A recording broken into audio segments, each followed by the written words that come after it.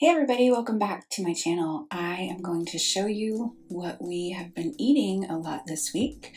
I'm going to start off showing my recipe for meatballs. So we are really loving spaghetti and meatballs lately. Big fans of pasta in our house, and meatballs are a really great thing to be able to throw together earlier in the day.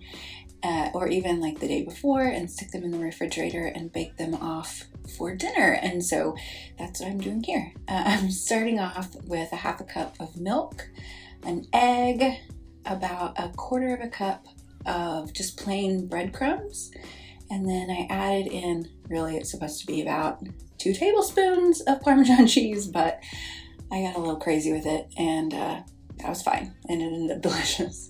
So I put in maybe about a quarter of a cup of Parmesan cheese. And then to that, I'm gonna add about a half a teaspoon of salt and about a quarter of a teaspoon of pepper, even though I like to add at least a half a teaspoon of pepper to mine.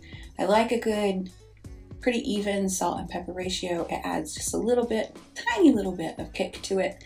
I also think that doing a spicy meatball would be really good, and so you can exchange the black pepper with cayenne pepper. I added about a teaspoon of garlic powder, or granulated garlic actually, and then I'm adding about a half a teaspoon of onion powder. One thing that I do really like about these meatballs is that it's not like a ton of breadcrumbs. The ratio to breadcrumb and meat is really good.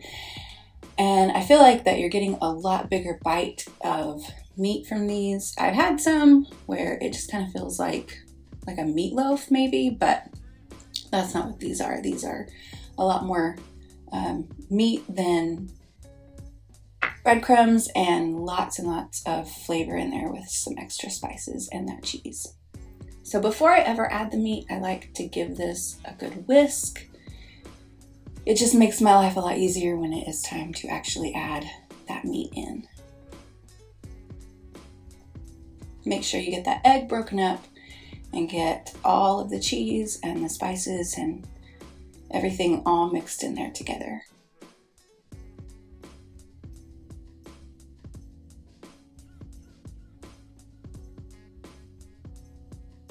And then from there, I'm gonna add in a pound of ground hamburger meat that is completely thawed out. You obviously couldn't do this with frozen meat. This is actually half of the recipe. This is more than enough for our family. But usually whenever I make this, I do double it and then freeze half of it. And these freeze really well. And then to thaw them out, I just take them and stick them in the oven until they're completely cooked through. This is where I like to get my hands in there. So this is so gross, guys. But this is the best way to blend everything in. You don't want it to be like super compacted together, but you do want it to be nice and blended. And so I just like to get in there with my hands and make sure that I'm getting all of that yummy seasoning and the milk and the egg and the breadcrumbs and everything all mixed in really well with that meat. So squishing it with your fingers is really the best way to do it.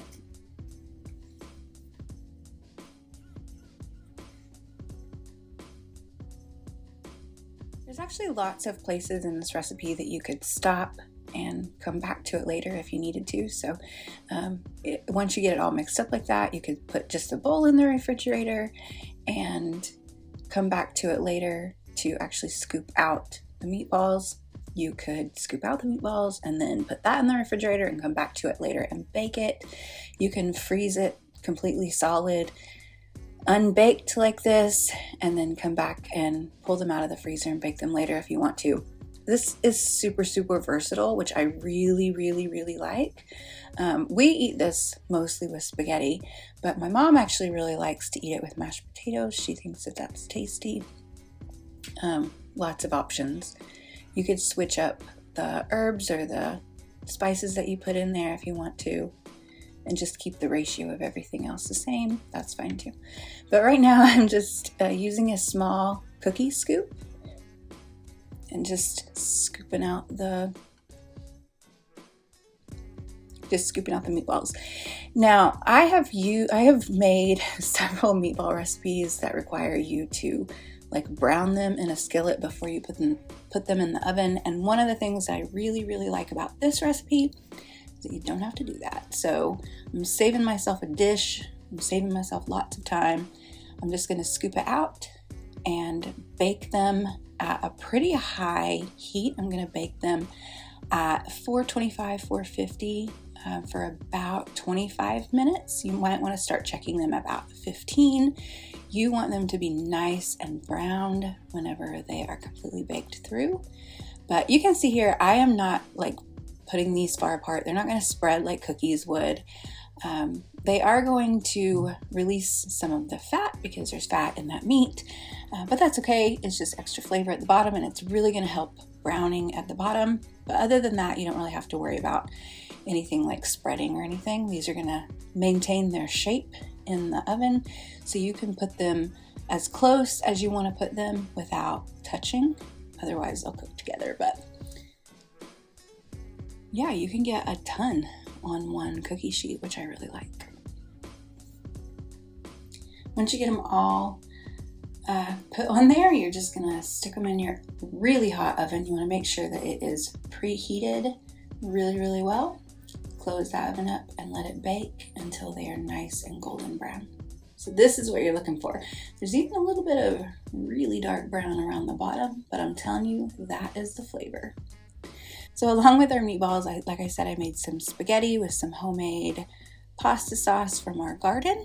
And then I had a loaf of sourdough that I had baked earlier in the day that I decided to make some garlic cheese toast to go with our dinner that night. So I just, we have a meat slicer that we slice our sourdough on, so we get really nice even slices, and it's very simple. If you guys are interested in that, let me know. But I am just going to put on my sheet pan here some sourdough. I think I ended up with 5 slices because the little one doesn't eat a whole piece by herself. And then I thought that I would be able to just spread some butter on here, but it's gotten a little chilly in our house, and so the butter that we have on the counter, unfortunately, is not very spreadable, but that's okay. I have other options. It's always really nice whenever I knew at this moment that this was not gonna work. But it's always really nice to be able to have like alternatives that you can do when things like that happen, because sometimes when cooking, things just don't go perfectly as planned. So instead, I decided I was just going to melt some butter and brush that on top, and it was going to be just fine. It's all about adapting here. So I got my butter nice and melted. I did not brown it, even though browning it could make it taste a little bit better, but I was perfectly pleased with how this turned out, just with some melted butter. So I got my butter all melted, and I'm going to put it on just with a silicone baking brush. These things are glorious for things like this. And just make sure you get that nice and coated.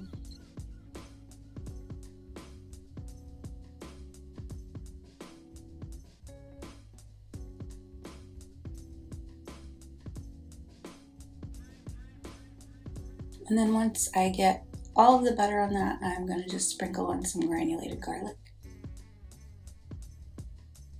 Another option would be to add some garlic to your butter, and you're going to get some garlic flavor in that when you're melting it.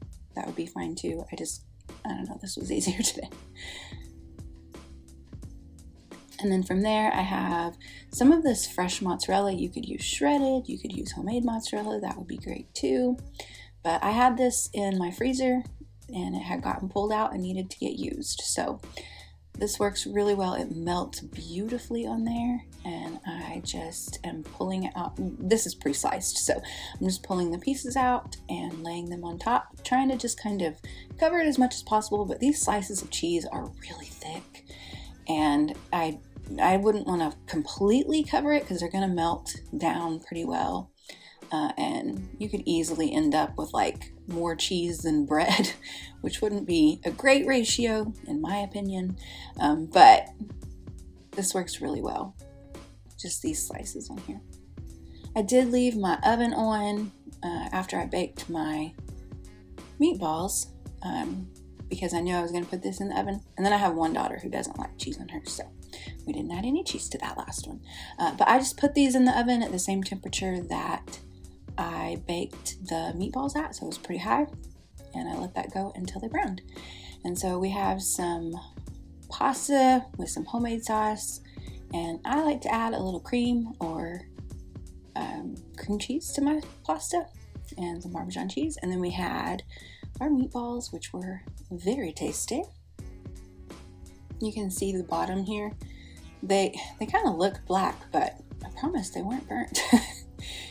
They were super yummy. And then this is what our garlic cheese, or just garlic toast, looked like after they were in the oven for about 15 minutes and got that cheese nice and browned. You can see how well that cheese melted on there. So that was our dinner that night, and this one was definitely a crowd pleaser.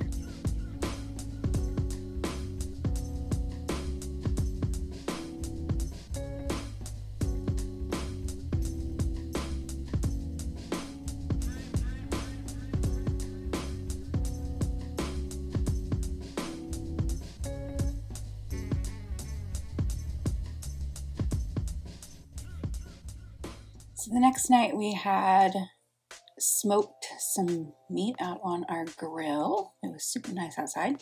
So I made some bacon gravy to go with it with some mashed potatoes. These potatoes are so yummy. I love a good whipped mashed potato. Lots of cream and butter. And then this is our chicken that we smoked. This stuff is so good. We just devour this chicken. Every time I make it, it is a crowd pleaser, family favorite. Everybody is a big fan. It's definitely worth any effort that goes into it. And then my daughter, who is quite the budding little baker herself, decided that she wanted to try this garlic pull-apart bread, and it was so yummy.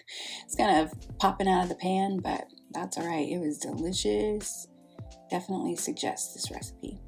And some peas. And that was our dinner that night. And then later that week, we made some homemade fries. So these were just fried in beef tallow, which, man, that makes just the best homemade fries. These guys were crispy and salty and savory, and just one of the best things I think that we make in our house right now.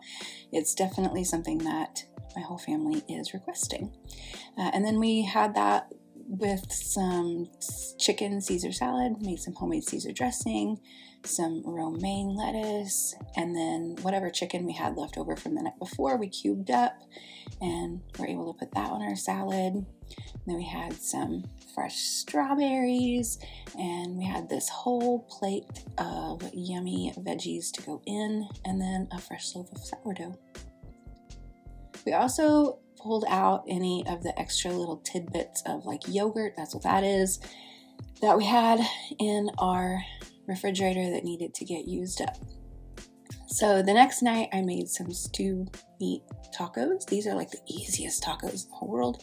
So I pulled out, that was some salsa from my freezer from garden last year. We sliced up some avocados. We had some lettuce. Big fans in this house of tacos for sure. Some green sauce that we had, sour cream, just kind of the fixins that you would normally have for tacos. And then this is our stew meat taco meat.